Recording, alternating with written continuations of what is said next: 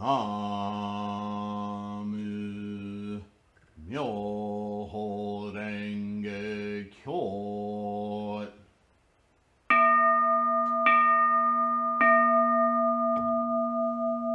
Namu Myoho Renge Kyo.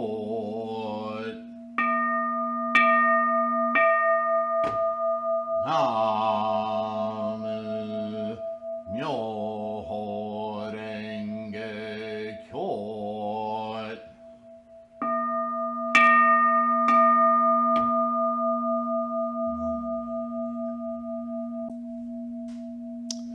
Hello everyone, Namo Myoho Renge Kyo.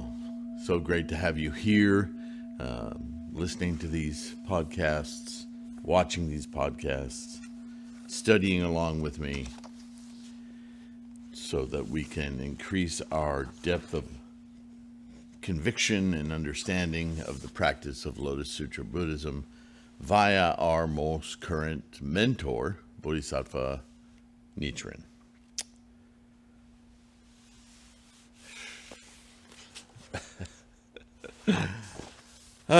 It's been a week, and I missed our broadcast yesterday, and I can feel it. Boy, something's going on with, well, as it always is, with technology. Microsoft Windows 11 and their browser that they keep shoving in our face, and I was using it for a while, and I spent the last couple of days just trying to post the last couple of videos I put up. I couldn't get it to work in Edge or Chrome. I had to end up with a private version of a privacy version of Firefox that requires me endlessly qualifying my logons. But if that's what it takes, and I was able to put them up. And I thought, what in the world is going on? Anyway, maybe it's just karma. Maybe it's just me. But I got those videos up. Will not be deterred. All right. The most profound and secret dharma and fallacies of Nembutsu, Zen, and Shingon Buddhism. Again, if I wasn't, well, I didn't say so, but we're continuing sequentially reading through the Selecting the Right Time Gosho of Nichiren Shonen. And he begins with a question. What is the secret dharma? First, we would like to know its name, and then its meaning, please. If there is really such a secret dharma, is it Shakyamuni Buddha appearing in this world again? Or Bodhisattva superior practice emerging out of the earth once again? Please be kind enough to explain it right away. So there's this tradition, my apologies, still, and I'm surprised even by Nichiren's day that it's still such an inculcated cultural device. But yeah, it's still with us today. People still think magically. They want to put anything that they experience in their mind as an entity, a thing that they can identify with. But this is the nature of the disease that causes all of our suffering and misunderstandings and pain and fear and all of it. And Buddhism was created specifically to knock that out of the way. We don't need to do that. That's the illusion. See past it, through it, above it, whatever adjective you need to use in order to experience the truth that life is an ongoing, magnificent process of constantly evolving, changing, and manifesting truth. Nothing is static. See, and it's in the very translation here. Even though Nichiren is writing this question, he's writing it in a method for those who are listening to him to grasp it. And still, in Nichiren's day, the secret, when we chant, when we invoke Buddha, is it that we're bringing back Shakyamuni, the man Buddha, in this life? Or are we instantiating a static thing called Bodhisattva superior practice? I mean, this is a very ignorant question in terms of Buddhism. In the Lotus Sutra, 3,000 years ago, Shakyamuni made a point in the Lotus Sutra of saying, you know me as this man who attained Buddhahood, but Buddha isn't me. Has nothing to do with me other than I've achieved it, and so can you. For yourself. Do you need to call it Bob Buddha, Betty Buddha, Joan Buddha, Mohammed Buddha? What do you need to call it in order to let yourself realize that your mind's perception has been altered? And that all the stuff that you name, nama rupa, name and form, is a device that we use in samsara to identify. And that's the problem. There is no Sylvain Buddha or Joan Buddha or any other Buddha other than Buddha. That's why you've heard me say Buddha-ness. Just want to make sure. After not recording one of these sessions last week, I keep having to double. Oh yeah, it's recording. Anyway, do you see? So for the question to say, if there is really such a secret Dharma, okay, is it Shakyamuni Buddha appearing in this world again? No. No, what are you doing? The reason we use the language that it's a secret Dharma is because it's yours. It doesn't belong to someone else. Shakyamuni doesn't own Buddha. He experienced Buddha, just like we all can do. Just like the next part, or Bodhisattva superior practice emerging out of the earth once again. Please be kind enough to explain it right away. And Nichiren's already done that. He's as much as said that he is, well, this translation uses avatar, but it's a personage, it's a characteristic, it's a type. Bodhisattva superior practices or superior conduct is identifying the potential we all have with our minds to behave as bodhisattvas in this world, like this expedient means explanation of behavior in the world. Right? One way that you could look at all of the expedient teachings, and I mean everything pre-Lotus Sutra, that Shakyamuni taught, was a very elaborate, exhaustive investigation into what the Noble Eightfold Path is and how to recognize it, how to understand it in mind,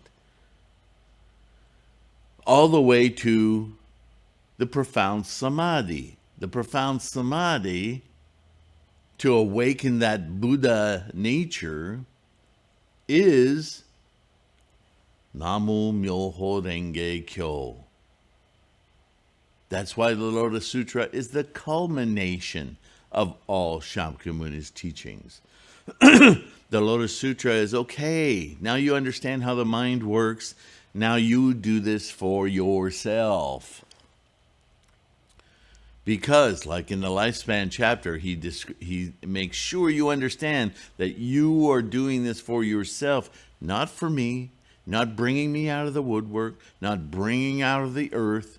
You're doing this in your mind, changing your perceptive, just as I, Shakyamuni, did. You can also do. Simply invoke Buddha in your mind. There's no calling back, no mysticism. No. So this question, what are you talking about? So I'm curious, how is Nichiren going to answer this question, since he posed it? Reborn 6 times into this world, Tripitaka Master Huan Chuan finally reached India, where he spent 19 years to learn that the one vehicle teaching of the Lotus Sutra was merely provisional, while Hinayana Agama Sutras were the true teaching of the Buddha. Again, this is the questioner. Do you see how the question is based on fallacy to begin with? Tripitaka Master Amoghavajarra, or Pukung, returning to India from China, wrote that the Buddha revealed the 16th chapter of the Lotus Sutra was the Buddha of infinite life. That's what he got out of the lifespan chapter. The Buddha of infinite life. Still trying to make a person out of a condition. The condition of mental awareness of Buddha is not a person. It's happening within this apparatus of persons, but it is not a person. It is a realization, a mind-altering, mind-clearing perception of the process of life. Nothing static, ungluing you from that misguided delusion. Yeah? Theirs were blunders as obvious as calling the east west or taking the sun for the moon. Okay, well, you understand that. What is the use of toiling with soul and body in such a blundering study? Born in the latter age of degeneration, we are fortunate to be able to surpass, without taking a step, those who have been seeking the Dharma for an incalculably long period of time, and to become a Buddha with the noble countenance of the Buddha, without sacrificing our heads to feed hungry tigers. So how is it you're asking? If you understand that, how is it you're asking such a lame question as in the secret law is Shakyamuni Buddha appearing in this world again? How do you confuse the two? You just contradicted yourself in this question. Answer. It is easy to talk about the secret Dharma as it is clearly stated in the sutra. However, it is necessary to point out 3 serious errors before revealing this Dharma. A great ocean is vast, but will not retain a corpse. The earth is deep, but will not sustain the unfilial. In Buddhism, even those who commit the 5 rebellious errors and those who are unfilial children will be saved, but those of incorrigible disbelief who slander the true Dharma, Ichantika, and those who pretend to be holy men by ostentatiously keeping precepts will never be saved. I follow the rules, therefore I'm better than you. In fact, they are men of the Pure Land, Zen, and Shingon schools, which are the 3 calamities. All right, Nichiren. Obviously, he asked the question in this way because that is the duality of thinking that he's having to consider in his time in Japan. In medieval Japan, these teachers of True Land and Nembutsu, Amida Buddha, and Zen and Shingon, they are still very much attached to the worldly universe, to thingifying, to identifying with things, to see things as static, owning them, repelling them, as though that act was somehow justifying their personal existence. That's the trap of samsara. That's the delusion. Your identity is not in things. It's not what you own. It's not what you reject. It's not what you're afraid of losing. That's all attachment. That's not you. That's your delusion. And that's what causes you pain, anxiety, stress, ...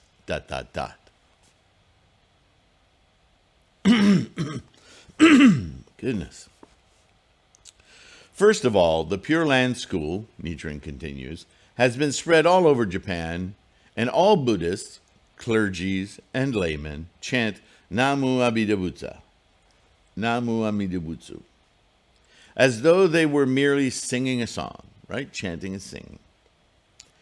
Next, self-conceited Zen monks, with their robes and one alms bowl, fill the land, behaving like leaders of the world. We're the chosen ones. We're the ones who know. We will say profound things. I feel like doing caricatures this morning. In the third place, the Shingon school is worse off still. Shingon monks occupy headships of such influential temples as the Enraku-ji Temple on Mount Hiei and the Toji Temple, 7 great temples at Nara, and the Onjoji Temple.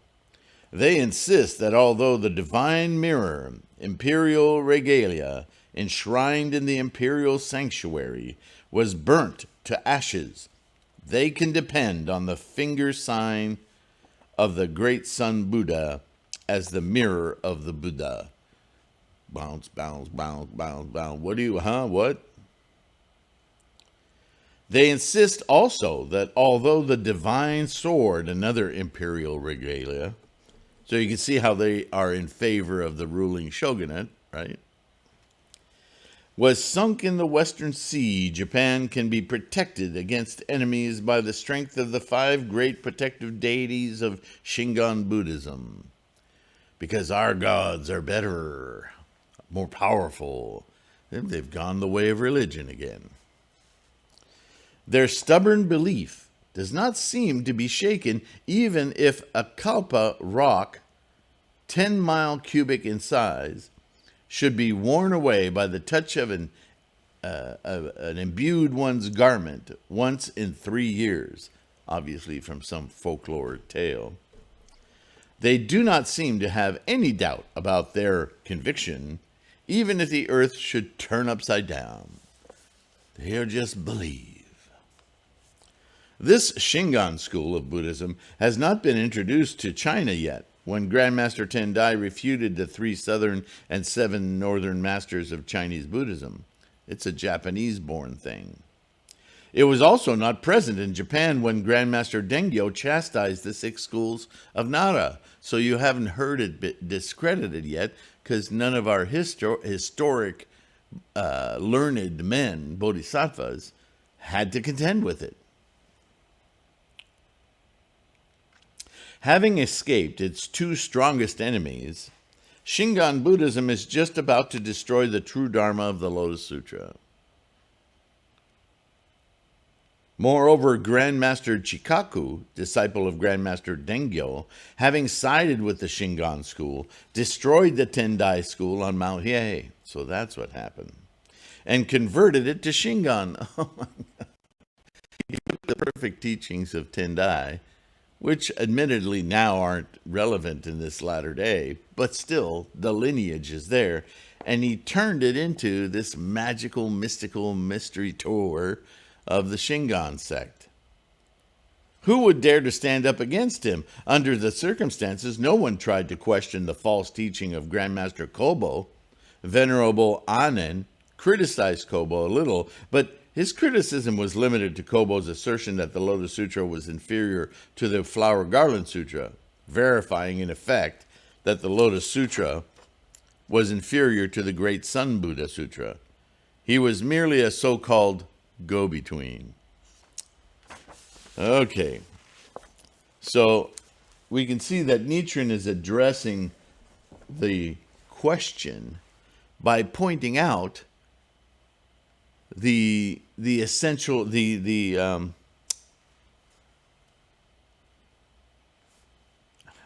words, the core of the misunderstanding that these other sects present.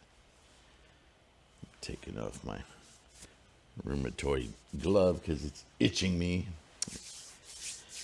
Don't want to disturb you with that as I'm talking. So we're not even 20 minutes into this. Let's get into this next section. So this next section, he's going to take on each school.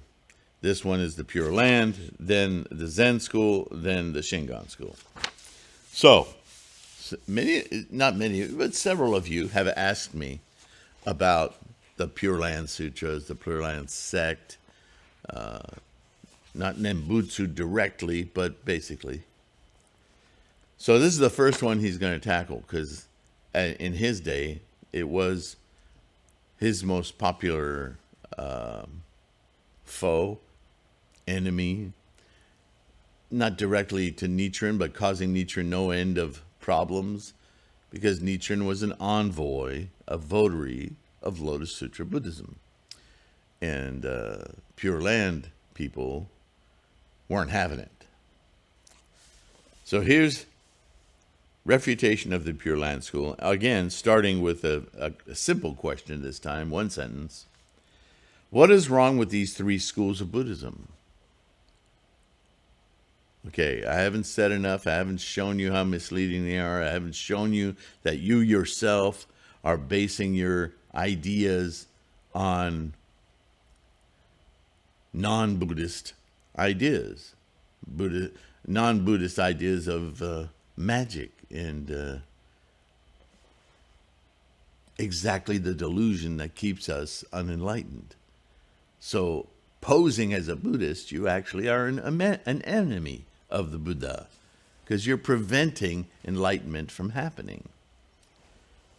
So the question quite simply is, what do you mean? Right? So answer. The Pure Land School was founded by priest Tan Luan during the reign of the Qi dynasty in China.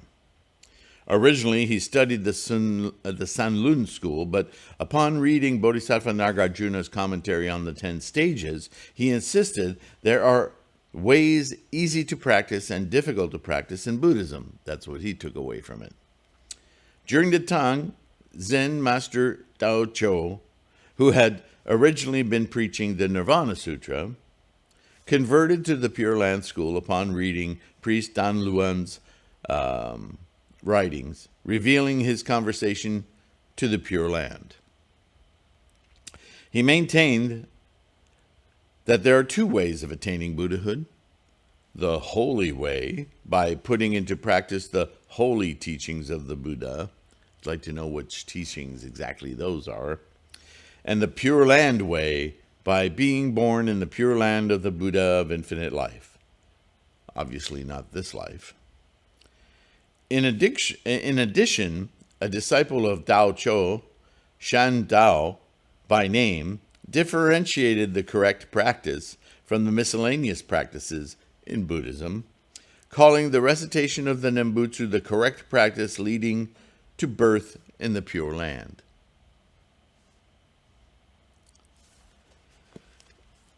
This is painful to read.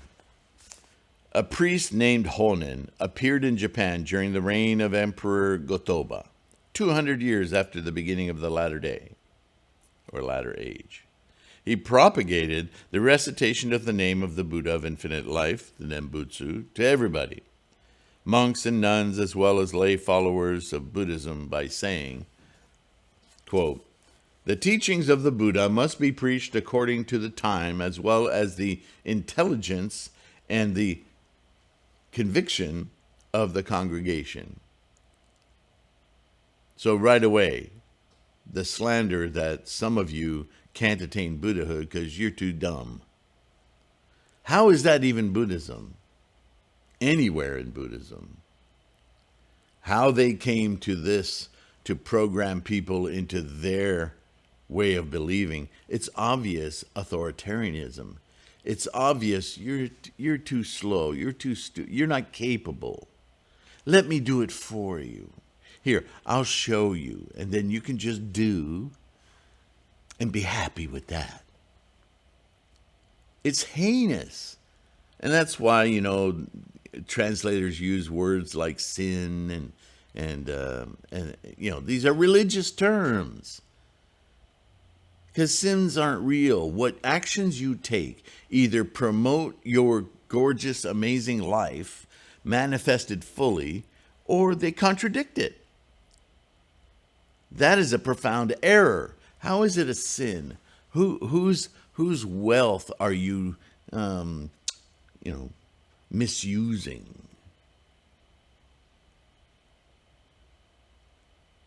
Or more profoundly, which teaching are you abusing and working against? Disassembling and recreating in some image of derision and samsaric attachment. How can you do that in Buddhism? That's a profound error, and it's an error that affects everyone. Yeah? Such sutras as the Lotus Sutra and the Great Sun Buddha and 8 or 9 schools of Buddhism such as Tendai, Shingon, that is to say, all the Buddhist sutras and practices of Mahayana, Hinayana, exoteric, esoteric, provisional, and true teachings preached by the Buddha during his lifetime are for those with superior intelligence and firm resolve during the 2,000-year ages of the true Dharma and the semblance Dharma. They are of no use in the latter age of degeneration, no matter how rigidly they are put into practice. Because you're too stupid. Moreover, if one tries to put them into practice while reciting the name of the Buddha of infinite life, the recitation of the Nembutsu would not help him to be reborn in the pure land of the Buddha of infinite life. Of course not, because you can't prove it in the first place, so how can you disprove it? This is not my own arbitrary statement. Oh, hell yeah, it is. Bodhisattva Nagarjuna and priest Tan Luan said that all sutras and practices other than the recitation of the Nembutsu were ways too difficult to practice. I don't know how he misconstrued that from Nichiren and Tan Luan. Nichiren doesn't get deep into that. But he has talked about it in the past and how it's really just a matter of word of mouth, going from one mouth to another's ears with an agenda that they want to promote, and they use those teachings to justify their clarity. Tao Cho revealed them, saying that no one had ever attained Buddhahood by means of them, and Shan Tao declared that not even 1 out of 1,000 would attain Buddhahood through their ways. This is just their arbitrary judgment. Being masters of different Buddhist schools, they might have some doubts about being reborn in the Pure Land by recitation of the Nembutsu, even though that's what they're saying. Venerable Eshin, probably the wisest among the scholars of the Tendai and Shingon schools, has written in the preface to the essential collection concerning rebirth in the Pure Land that teachings of exoteric and esoteric Buddhism are not the way for ignorant men like himself to attain emancipation from sufferings of life and death. You should also look at such writings as The 10 Reasons for Rebirth in the Pure Land by Yokan of the Sanran school. Therefore, you should throw away such teachings as the Tendai, Lotus, and Shingon, concentrating solely on reciting the Nembutsu. Then all of you, 10 out of 10, 100 out of 100, will be able to be reborn in the Pure Land of the Buddha of infinite life, which obviously happens after you die, after you live this one. Oh my goodness. This is religion. It's not Buddhism. Nichiren continues. Although such temples as the Enraku-kuji on Mount Hiei and Toji, the Onjoji, and the 7 great temples in Nara at first seemed to argue against Honen, Abbot Kenshin of the Enrakuji temple was converted to be a disciple of Honen, as words in the preface to the essential collection concerning rebirth in the Pure Land seemed reasonable to him. In other words, he sought to be included in the exclusive club that was attached to the elite and the ruling class. He wasn't convinced by the argument. He played that he was convinced by the argument to be part of what seemed like the winning group at the time. Politics, greed, ego, yeah?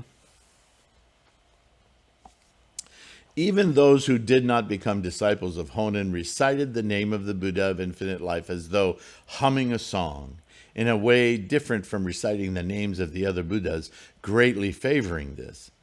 As a result, it seemed that everybody in Japan appeared to be a disciple of priest Honen. Because it's easy, right? You run around, Namu Amida Butsu, Namu Amida Butsu, Amida Butsu, and just like a little song to comfort people. Because I don't have to worry about it now, whether I'm doing it right or wrong, because it'll happen after I'm dead and gone. So what's the harm in singing this? Well, it's not Buddhism. As all the people in Japan, without exception, have become disciples of priest Honen during these past 50 years, everybody in Japan, without exception, has become a slanderer of the true Dharma, because they're calling it Buddhism and it isn't. For example, if 1,000 children get together and killing one parent, all of them are guilty of committing the 5 rebellious errors or sins. If one of them falls into the hell of incessant suffering, why not all of the rest? They're all guilty of the crime. Just because you have more of them doesn't distribute the guilt. Yeah? I mean, distribute by means of, well, they all get 1% of the guilt of killing a parent. No, they all fully killed a parent. That's not hard to understand. Resentful of having been banished, Honen became an evil spirit haunting the ruler of Japan and the monks of Mount Hiei and in the Onjoji temple, who had been responsible for punishing him and his disciples, causing them to rebel and do evil deeds, right? In the end, they were all destroyed by the Kamakura shogunate. The remaining few monks on Mount Hiei and in the Toji temple have been slighted by laymen and women, just as monkeys are laughed at by people or prisoners, are disdained even by children. So there was a great retribution when the shogunate came to power and didn't accept all of this magical thinking, right? And yet, the populace remains unguided. So you must imagine in this state of affairs, Nichiren felt very, his self-exegesis, his outrage at the slander, the debasing of Buddha's teachings, Shakyamuni's teachings, by these charlatans, these people of highly questionable motives, had destroyed this perfect teaching. I've got to say something, right? This is Nichiren's position. And now he's going to take on the Zen school. Taking advantage of the decline of Mount Hiei, Toji, and the other temples, Zen monks deceived the people by pretending to be sages upholding precepts. Well, obviously, all of these temples and great religious leaders were set about and astray because they didn't have any principles. They didn't follow the rules. We're the rule followers. We're going to set things straight. There's your Zen monks. As they appear so noble in countenance, nobody feels any suspicion, no matter how madly they preach their false views and doctrines. The Zen school insists on, quote, transmission of the Dharma outside of the sutras. That is to say, Shakyamuni Buddha's enlightenment was not revealed in Buddhist scriptures, but was transmitted directly to Venerable Kashyapa when he talked to the Venerable in whispers. Therefore, the Zen school insists that trying to study Buddhist scriptures without knowing the Zen school is just like a dog barking at a thunder or a monkey trying to grasp the reflection of the moon. Because it is as false teaching suited to those in Japan who have been abandoned by parents because of their disobedience, disowned by masters because of their discourtesy, or young monks who are lazy in studying, or those who have the maddening character of a prostitute, they are all converted to the Zen school. Like that will somehow cleanse them, right? Pretending to behave properly according to Buddhist precepts, they all have been grasshoppers feeding on the farmers of Japan. So the heaven stares its eyes out, and terrestrial deities tremble, causing strange phenomena in the sky and the natural calamities on earth. Now that's more that Buddhist hyperbole, right? But Nichiren is trying to reach into these people who are still tainted by magical thinking, to use their own magical thinking against the magical thinking. I don't think that would work today, but Nichiren is trying to do as his master Shakyamuni, Tendai, Miao-Lo, Dengyo have taught. Turn the light on in the attic. Make it obvious what's happening here. And now he goes on to the Shingon school. Should I take this on? I might run a little long if I do that. Yeah, he gets into it quite deeply. We'll leave the refutation of the Shingon school for the next video. I hope you understand what's happening here and why Nichiren, first of all, he's flexing his knowledge, isn't he? He's really showing us that he's no slouch. He's not practicing Lotus Sutra Buddhism because he wants to be favored or considered the best or the wisest among all. He's refuting the outright derision and the sheeple, the authoritarian tendency in humankind, which we're in today. How easy is it to spring up a great disagreement in our world today? Look at what just happened in Buffalo. A bunch of loudmouth, racist, invoking anger and hatred have stoked somebody out of his mind to go in and shoot a bunch of people. Now, yes, the responsibility lies with the individual who let himself overtake his thought, nurture his negativity, and go in and kill a bunch of people? What could that possibly resolve or engage? How is that person making a point? The only point that person is making is how deluded and sick he is. And we all see it. So why don't we maintain that simple understanding that ultimately, yes, that was a very sick person, but he was greatly influenced by the loudmouths of sickness who themselves, we've also demonstrated, don't believe what they're saying. They just enjoy fomenting unrest. It gives them some sense of their ego, some sense of power. Look what I did. Oh, no, it's not my fault. He's sick. How, in 2022, have we not evolved beyond this freaking schoolyard bullying and stupidity? How? It's time to wake up. It's time to disconnect from that rhetoric and that stupidity. Don't watch it. Don't listen to it. Don't support it. Turn it off. Occupy your song and your Buddha mind with the sound of Buddha. You will quell those voices. And over time, they will cease to come toward you because they're attracted like flies to a light. But ultimately, if enough of them perish, if enough of them cease to get anything from you, they will see you as something not to bother with, and they will move away. That's karma changing.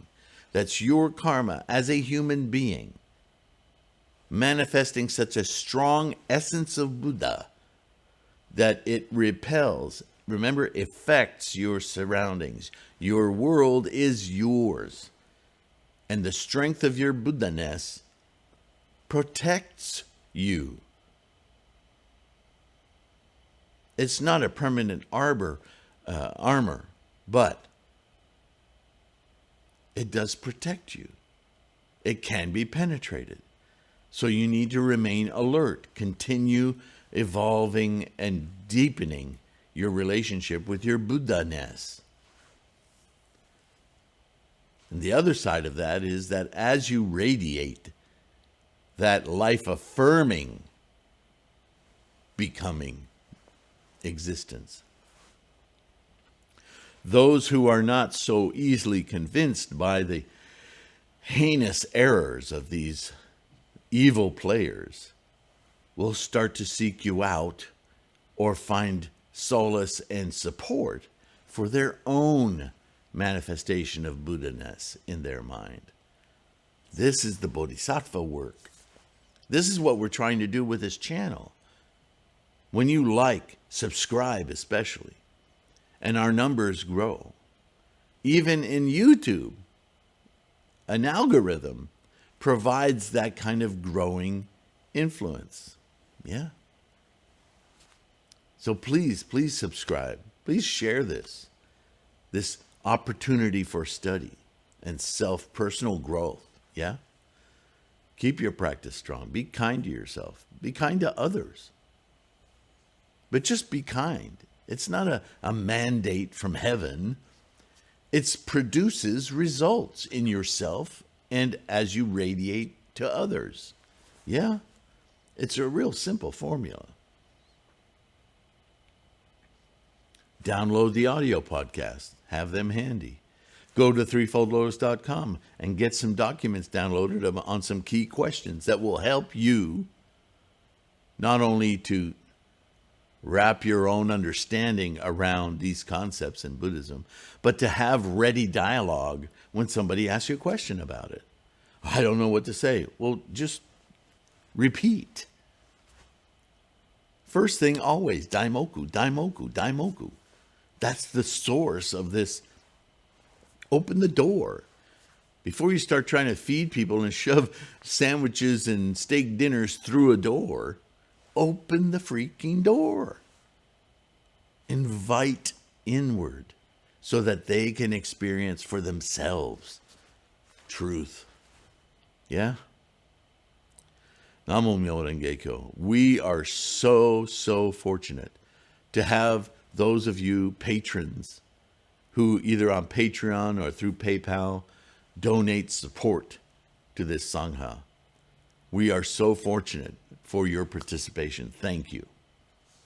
I finally said that in a good way. I've never really found the words that suited my appreciation and our appreciation for your participation. But don't worry if you don't have the financial fortune to help us grow in that way. Your eyeballs, your ears, your practice, that is what we need here. That is just as vital. Yeah? Take care of yourselves. A lot of health issues in the world today, and I don't want to make a prediction, but we have a lot of reasons, I think, to be wary of our future. Let's change that. Let's turn that around. We can. Take care of yourselves. Again, be kind. I so much appreciate your practice and your participation, and I'll see you in the next one. Thanks again. And I will see you then. And what do I say? Bye for now.